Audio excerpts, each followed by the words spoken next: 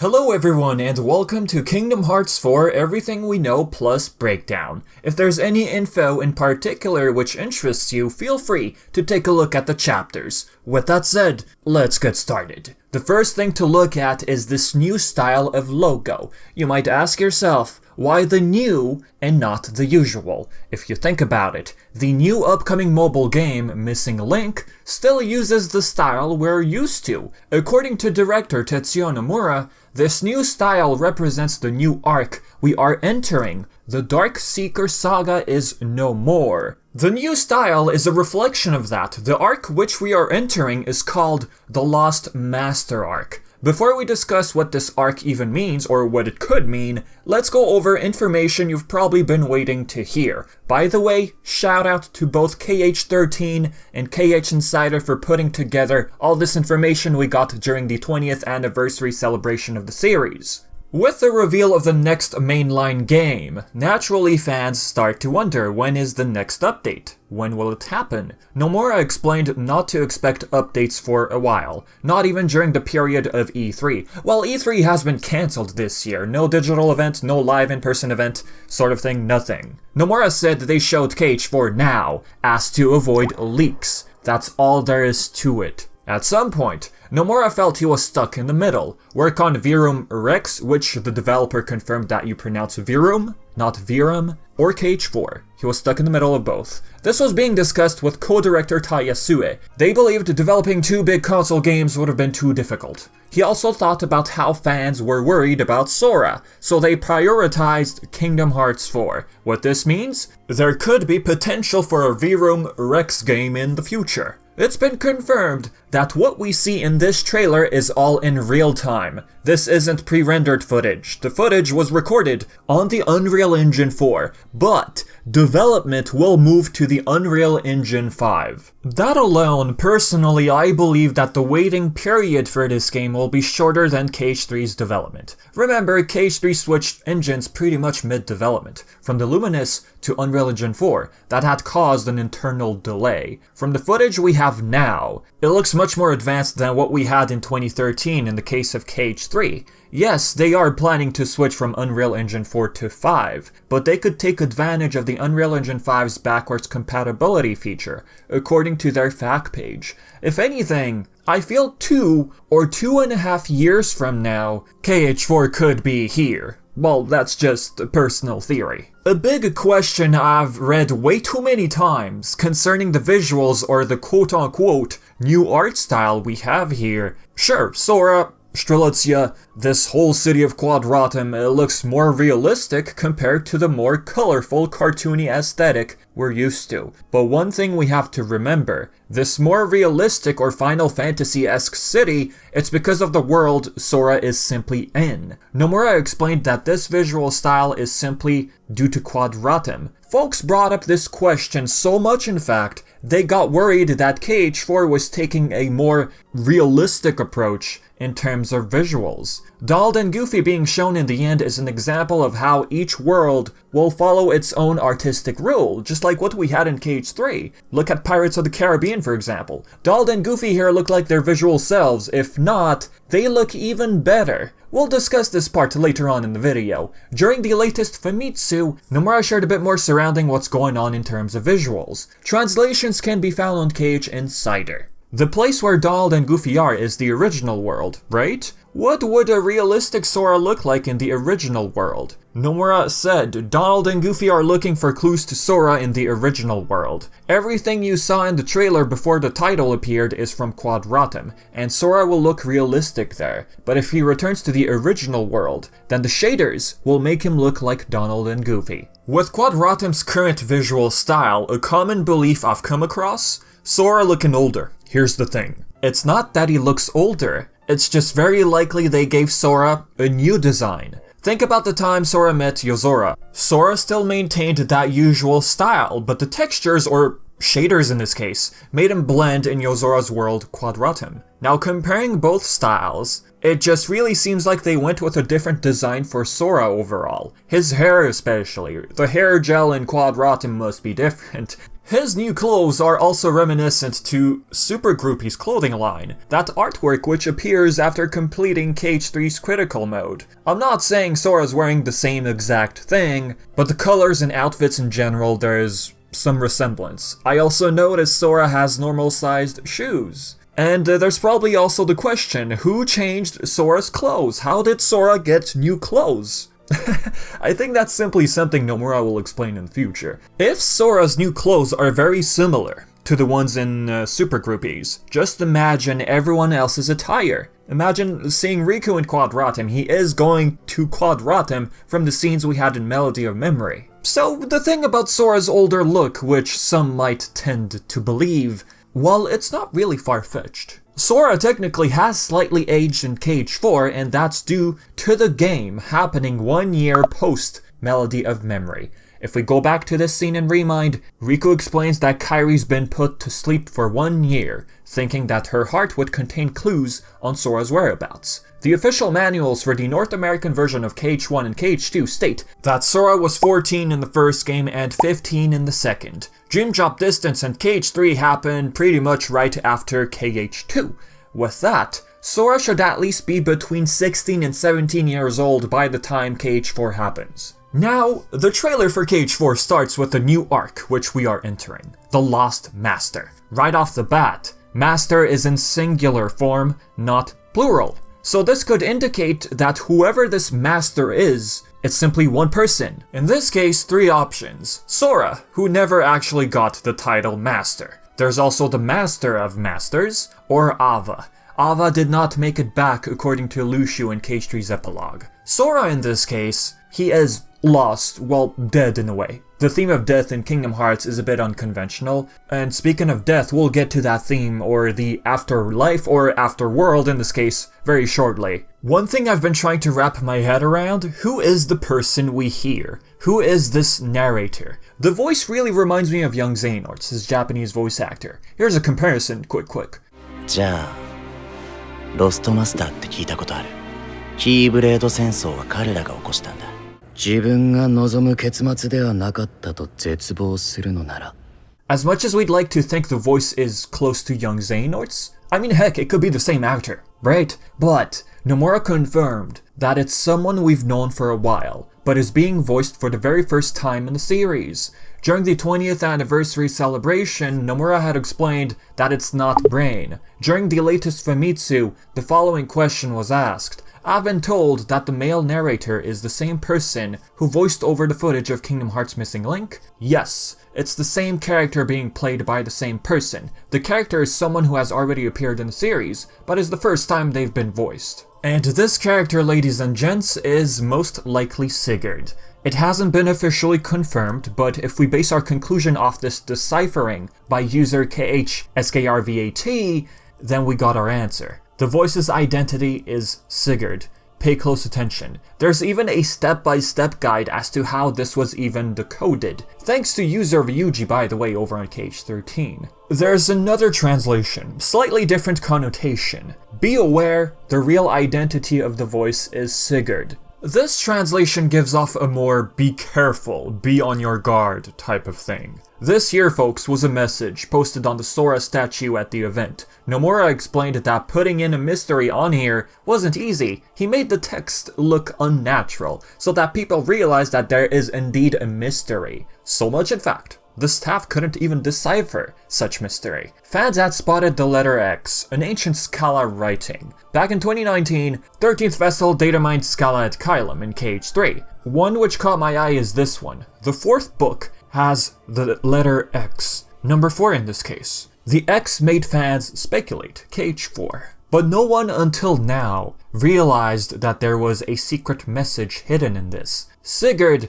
made his debut in Union Cross's epilogue. Now, Audrey's translation of Nomura mentioning the narrator, the actor was asked to voice the character in 2 different tones. Sigurd narrating in Scala ad Kylum, or Missing Link, we get it. That's the timeline in which Sigurd made his debut, and just so happens to meet Brain. He even knew he'd be here.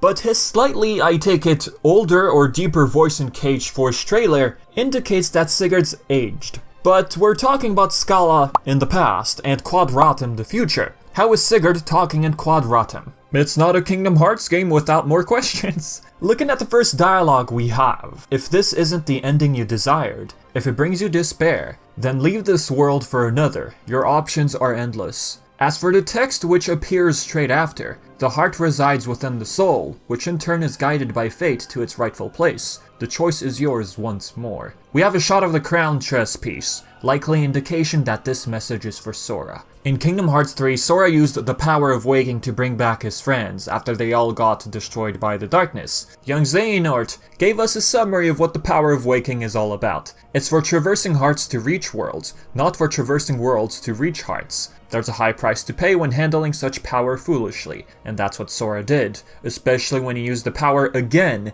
to bring back Kairi. That's when he pretty much had a price to pay. What all of this means: Sora went against what was written in the last page of the Book of Prophecies, that darkness would prevail and light expire. Sora didn't let light expire, he brought back his friends. He abused the power of nature. It was his choice. Thus, the choice is yours once more. That Sora has a choice once more. And the thing about the Book of Prophecies, it was never complete. This scene in Union Cross, the Master of Masters explained to Darkness that the book only contains what his Keyblade saw. Since Sora abused the power of waking, fate is what could have guided Sora's heart to Quadratum. Hence the line, the heart resides within the soul, which in turn is guided by fate to its rightful place. You might ask, what does the soul represent? Ansem Report number 4 in KH2 explained that there are 3 elements to create life: a heart, a soul, and a body. The soul in this case would act as the mind, or the person's will. The lingering will is in fact a primary example of Terra having such a strong will that he was capable of keeping his mind within his armor. So, the heart resides within the soul, which in turn is guided by fate to its rightful place. Most likely has to do with the nature of Quadratum. The last line we have, however, if you do leave this world behind, don't expect to return to the one from which you came. We'll discuss these 2 characters later, but the thing I want to point out, the one from which you came, most likely means Sora's usual realm of light. And this again could possibly be linked to the theme of the afterlife, or afterworld in this case, which we are going to discuss soon. In the latest Famitsu, Nomura confirmed that Sora's room is actually in Minami Aoyama. After stating that Shibuya we know in real life is part of Quadratum, another question was asked. Is the room that Sora wakes up in also located in Shibuya? Yes, the same exact location would be in South Aoyama. Audrey seems to believe that this is the building where Sora's located, and it ain't cheap.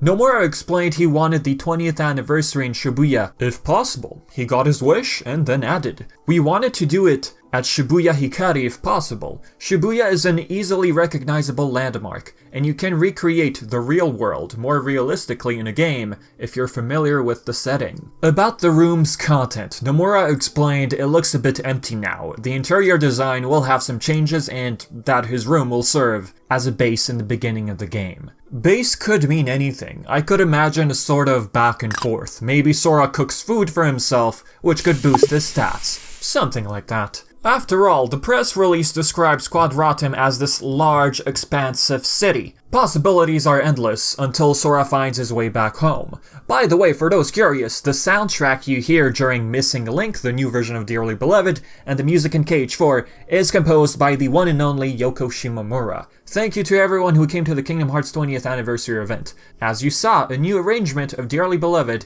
as well as new songs for Kingdom Hearts 4 were all shown, composed by yours truly. Please check the PV if you haven't yet. I take it PV is short for promotional videos, something along those lines. For those who've always kept up to date with Union Cross, you probably know who this girl is. For those unaware, this girl's name is Strelitzia, also known as Marluxia/Laurium's sister. The press release for this game says she's a mysterious new character. While that's not really accurate, there was a blog post later which clarified this statement. Strelitzia, a mysterious new character to the mainline games, first introduced in Kingdom Hearts Union Cross. You're probably asking, what is Strelitzia even doing here? Isn't she supposed to be dead? I'm going to try and keep this short and sweet. Going back to the events of Union Cross, prior to the Keyblade War, Master Ava was tasked to gather 5 new Union leaders by the Master of Masters. Strelitzia was originally meant to be among them. What happened, Ventus got taken over by darkness and struck down Strelitzia. The last thing we saw of her, well, sort of,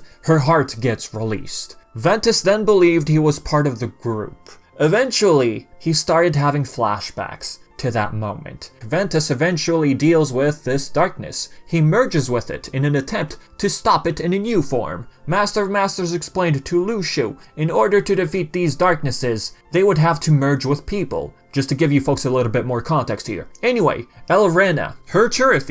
Elrena is Larxene, by the way. Yes, she originates from Union Cross just like Ventus and Marluxia. Her Cherith noticed a black-robed figure, taking someone who looks like Strelitzia. Isn't she dead? We saw her heart float away. Is that her, really? Right? I know, I had asked myself the same questions. Lauriam or Marluxia at a point dreamt up Strelitzia, and then she reappeared in that same white robe we saw in Marluxia's dream. So we take it that's Strelitzia. The gang at a point discuss the nature of the data world they are in. They start to believe that whoever Cherith saw that day, it could be a data version of Strelitzia, thinking that Data Daybreak Town also contains data of its people. So trying to connect the dots here, bear with me here. Strelitzia in Quadratum still looks young. If we don't take into account the theme of the Afterworld, perhaps Lucio used whatever data of Strelitzia he could find and send it to the future. The true dandelion, a seed of light he calls it. However, we have to remember that these lifeboats are incomplete,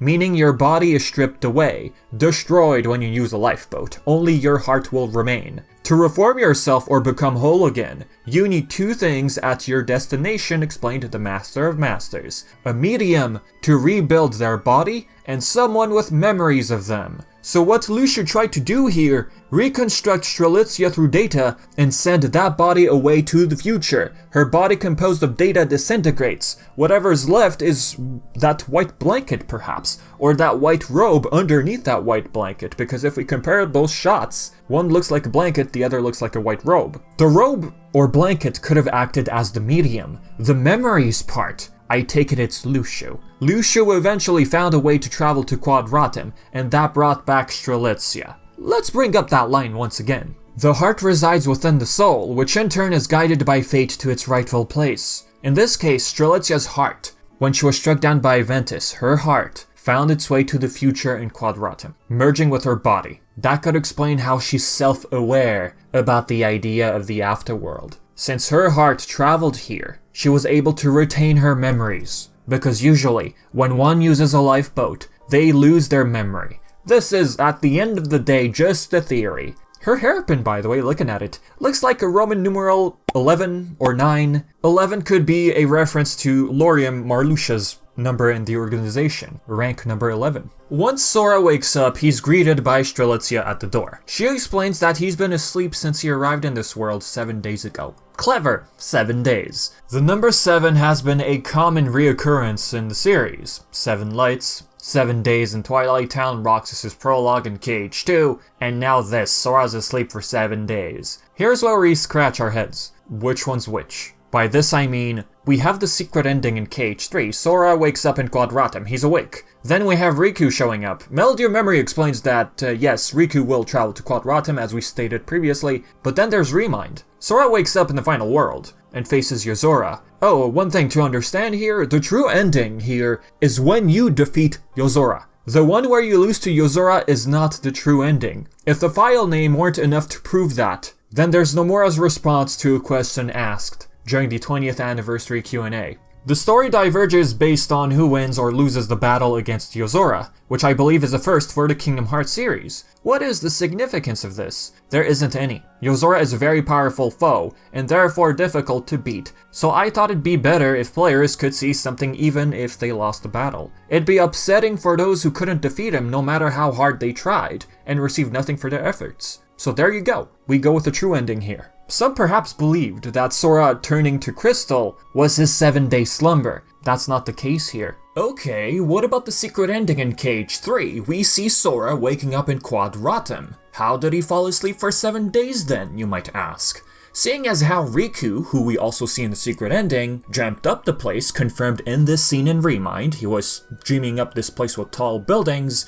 it's possible Sora waking up here is him still dreaming. I mean, if you're asleep for 7 days, your dreams can manifest in different ways. One being where he simply wakes up in a mysterious city, and the other being him waking up in the final world to battle Yozora. Another thought I had, Sora sleeping for 7 days could explain him meeting Yozora. They were dreaming up the battle. Their dreams led them to the final world. The final world, after all, is the closest thing to death. When one is asleep, they dream. Chirithy did at a point say to Sora that he's been here before. This was when he first attempted the power of waking, the conversation they were having. Sora being here before could indicate him sleeping on Destiny Islands in KH1 and dreaming up the Station of Awakening, albeit back then the idea of the final world wasn't a thing, so Chirithy talking to Sora here could be a reference to KH1's Station of Awakening. Heck, Kairi was put to sleep in Melody of Memory and she found herself in the final world. Sora sleeping for 7 days, it's possible that his dreams led him to Yozora.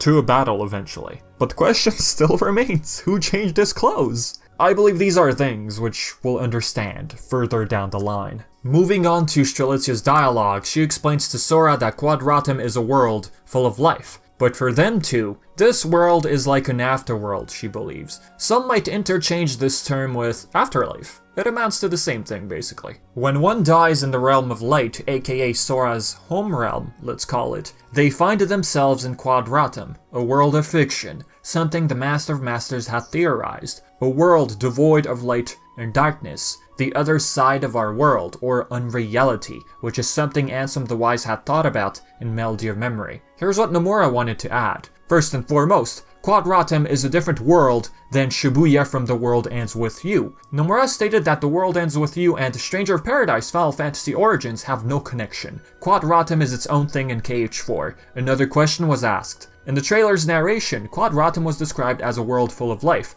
But for you and I, it's similar to an afterworld, I suppose. What does this mean? It means that perception changes depending on your viewpoint. The Master of Masters says something along those lines in Union Cross. From Sora's point of view, Quadratum is a world on the other side of his world and reality, a fictional world. However, from the point of view of the inhabitants of Quadratum, their world is the real one, and the place Sora and his friends hail from is the other side, the fictional world. This time, I think the theme will be something akin to the contrast between people from different positions. Since Quadratum doesn't lie within the realm of light, darkness, data, or dreams even, that's how we interpret it usually, I believe Quadratum is a world based off people's imagination. Hence the words, fiction and unreality. Why did Sora end up in Quadratum? It's possible the inhabitants always imagined a hero, and the hero is Sora. That could be how his heart also wound up in this place. This is where his heart was guided by fate to its rightful place. So about these ancient writing or letters. These writings appeared in Scala ad Caelum, and also seem to be plastered all around Quadratum. In Birth by Sleep, Xehanort explained that X is an ancient letter pronounced as Ki or Kai. Death, a letter that spells endings. Number 4 is actually an unlucky number in Japan. So much in fact that sometimes the number 4 is neglected when it comes to hospital and hotel floors. Like how we don't see the number 13 floor in some areas. The whole thing about the afterworld revolves around the theme of death pretty much. Quadratum, quad, meaning 4, meaning death, meaning afterworld perhaps. Right here, we have 13 of the ancient writings. Ha! 13. Right? We have Sora asleep for 7 days and now we have 13 characters on this pillar. From what we can gather here, using a table I found by user Cloud of Ash, we don't have all the writings deciphered yet, but we got a little something, a little sprinkle. We have letter A at the beginning, number 7 right there. Yeah, again, the number 7. All in all, 13 and 7 seem to be hinted at here. Same text appears to be repeated at the bottom right corner and the other pillars in the far back. KH Waterblock shared this back in March 2019. Not all characters, but yeah, we don't know what all of these translate to yet. I don't think this is a case of Scala being connected to Quadratum. Sure, both worlds share these ancient letters, but according to 13th Vessel, code for Sid's computer in Radiant Garden contains more language from Scala ad Caelum. And as 13th Vessel stated, this could be a language that's shared among many other worlds. Looking outside the window, we have the 104 building in the far back. Same building we saw in the secret ending of KH3. And the panel that spells, I guess, loser? We saw the same panel while facing Yozora in Remind. The license plate on this car, the symbols I can read personally are 4 and 2. There's a zipper on a building. Typical thing of Nomura to do. No zipper on Sora's new clothes? Fine, I'll put zippers on buildings. The trailer then transitions to a lush forest. Looks very similar to a redwood type of forest. Very orange, red bark going around. What many seem to have pointed out is that mysterious robotic foot in the corner right there. This got compared to the foot of an AT-ST, all-terrain scout transport from the Star Wars series, especially the back of it. So as a result, many seem to think that this forest is Forest Moon from Endor, from Episode 6, The Last Jedi. If it weren't for that foot, perhaps some would have just believed that this forest is based on California's Redwood National and State Parks, which, fun fact, is where Episode 6 was shot. On May 6, 2013, Disney had announced that EA would hold exclusive rights to make Star Wars games. Why am I bringing this up? The whole idea of exploring Star Wars is or was complicated, especially due to contracts, such as the one I just mentioned. Back in 2015, GamesBeat interviewed Nomura. PR first had said that they weren't allowed to discuss Star Wars, but Nomura did ultimately shed light on this topic. He had explained, of course, Disney Interactive and Square Enix are the publisher. They are combining their forces to bring Kingdom Hearts. So the other associated companies under Disney are not something that is as simple as us consulting with Disney Interactive. So unfortunately, the lineup is kind of considered as different. Now, the exclusivity deal between EA and Disney has ended. This was announced in January 2021. However, this doesn't mean that EA will stop working on Star Wars games. Disney later partnered up with Ubisoft to bring us a brand new Star Wars game. This is just stuff I wanted to throw out there. It's only a matter of time before we get explanation about what actually is being shown here. Apparently, when this video was sent to Nomura by the team, he went like, "Why are you sending me live action footage?" It just goes to show how good these visuals are looking. If we go back to that scene where Sora stumbles on Chirithy again, well, Chirithy explains to Sora, break a taboo of nature and you'll end up paying an extraordinary price. Not the first time he hears this, young Xehanort pretty much said the same thing. By saving Kairi, he restored a heart that faded from existence, and as a result, he has to pay a price. He loses his powers, the power of waking. He vanishes, as well as the power to come back to the world he came from. Narrator, or Sigurd in this case, well at this point, said the same thing. Sora can't return to the world he came from if he leaves this one behind. Sure, Sigurd is the one talking, but gameplay makes it seem like one of these robed guys is the one talking. We'll get to these two shortly, like I said before. Some might think that Sora struggles to summon his Keyblade here, that being a sign that he lost his powers or is in the process of doing so. Either it's something like that, or it's simply due to the nature of this world. Since Quadratum is devoid of light and darkness, the Keyblade might act as an outside entity, rules which don't follow the nature of Quadratum. If not that, then Sora isn't really struggling to summon his Keyblade here, and we're just reaching too deep. The only power he's lost here is his way back home, because from what we can gather here, Sora can still fight. Then again, this is the first time we're looking at Kingdom Hearts 4 footage. This section in particular could get scrapped. For example, the 2013 footage for Kingdom Hearts 3, I don't recall fighting a Demon Tower or Heartless in this section of Twilight Town. I mean, that could be an example of stuff getting scrapped in the end. Looking at this big monster right here, it looks like a giant Darkside Heartless? Actually looks like a mix of Neo Shadow with Dark Inferno from KH3. We wonder how it was even able to manifest itself here. Since this realm is on the other side of light and darkness, we wonder how darkness appeared. I take it it's due to one of these two guys here. As simple as that. If Sora can summon his Keyblade, surely someone such as the Master of Masters, which I think is him, can summon darkness here. Remember, there is one darkness inside the Master. If we go back to this scene from Union Cross, the Master explaining his intentions, trapping darknesses in himself, Lushu, and the Foretellers, because without a form, they cannot be destroyed. As for its ginormous size, well, it could have to do with the quote-unquote freshness of this realm. Darkness sprouting uncontrollably due to the darkness it was able to harvest from the citizens here. As for this one individual, either he fell out of his car, or just literally got vaporized, pulled, or consumed by those thorns, tendrils. The last time we saw an actual citizen getting taken by darkness, by the way, was in Kingdom Hearts 1, so this is interesting. A couple of things we noticed from the actual gameplay. Sora performs flow motion. We have pole spin, what seems like wall kick, and of course jumping and flipping in the air. As Sora jumps, we hear his Japanese grunt from KH3. It could just be a placeholder, really. Sora has an X bar.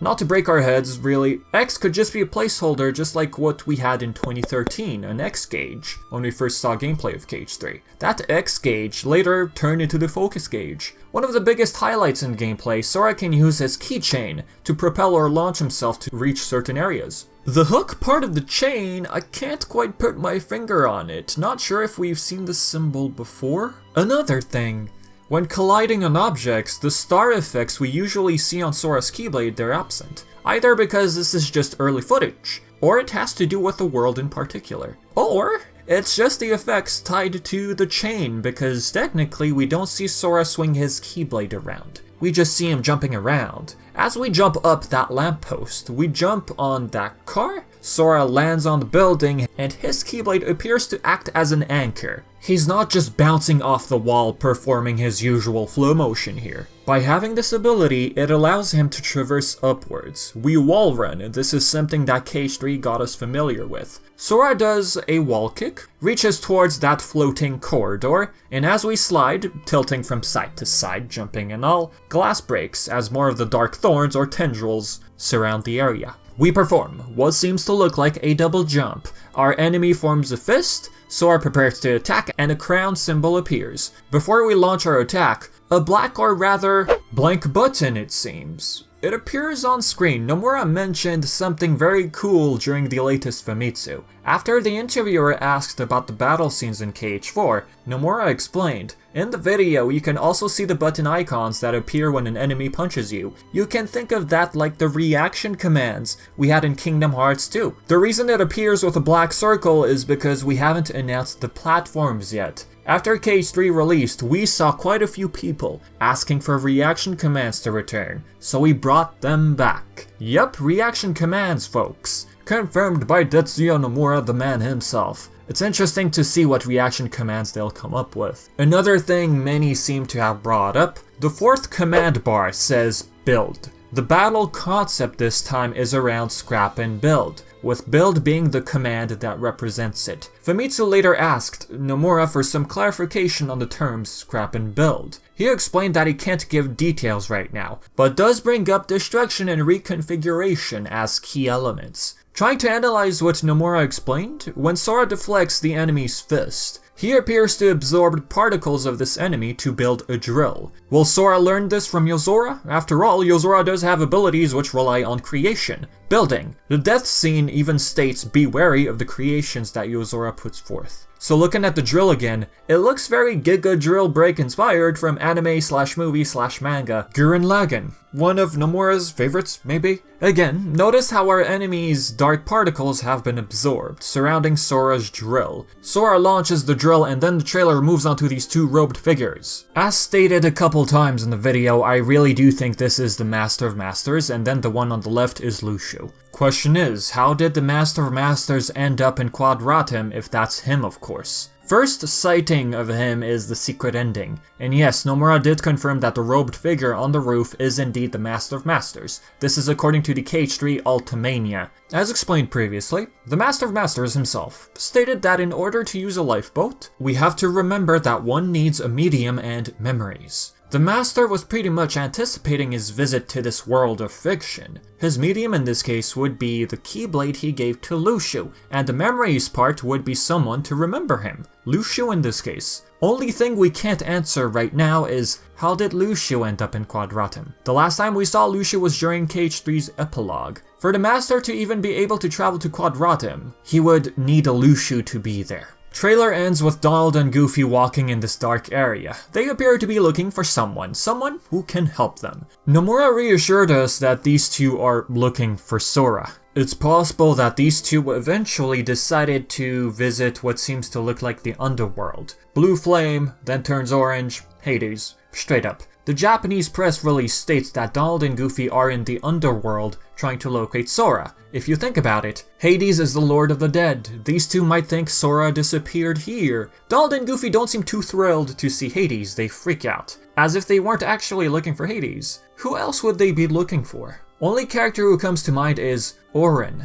Last we've seen of Auron was during the credits of Kingdom Hearts 2. He walks back into the underworld and turns into Pyreflies. Pyreflies in the Final Fantasy X, Final Fantasy X-2 verse symbolizes one's spirit needing guidance. Guidance to return to the land of the dead. If you pause, we see some very stretchy animation going on here, very Disney magic-esque. Speaking of magic, magic in the making. I believe it's their new way of saying now in development. Magic in the making has more of a Disney spin to it. As for other things, the team is currently doing world selection, and I can't wait to see what they got in store this time. I'll say it right now. Live-action Disney films within the fictional realm wouldn't surprise me. Live-action remakes, that is. And that's all I want to say regarding this topic. While the celebration was happening, the 20th anniversary, some attendees were tweeting this following picture. This is Nomura's 20th anniversary artwork. It looks beautiful. His style is something I've always adored.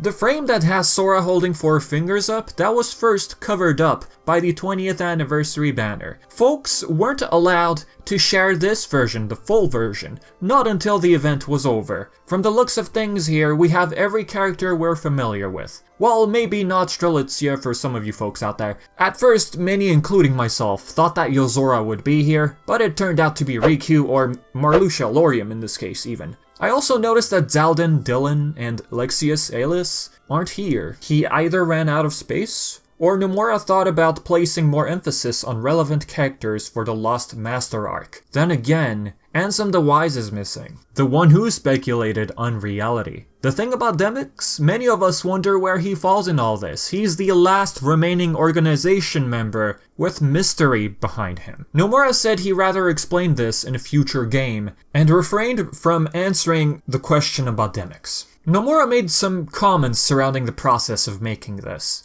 To name a few of them, he said he stayed up all night until 10 AM the day of the event to get this finished. He felt exhausted after rehearsal. He felt burnt out after KH3. KH3 sold 6.7 million units as of September 2021.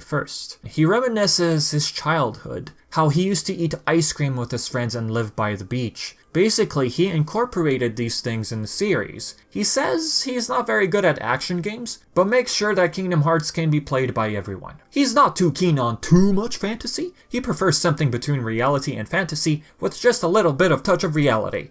2 points he made surrounding the Kingdom Hearts series. Hearts are connected, and anyone can be the hero. Sora may be gone, he said, but his heart is still connected to others. He realizes he's now recognized more, especially after 20 years working on this franchise. He noted that he started work on this in 1997. As the series grew and grew, he doesn't have that freedom he used to have, but his idea revolving development hasn't changed. So with that being said, folks, this is the end of the video. If you have any questions, thoughts, or anything of such sort, leave it all in the comments section below. And if you made it this far, thank you so much for watching, it means a lot. And yeah, that is it for the video. Again, a huge thanks to my patrons for supporting the channel. It really means a lot and I appreciate it. Thank you so much. And again, for all of you, thank you for tuning in. And with that said, I've been Vivi, and until next time.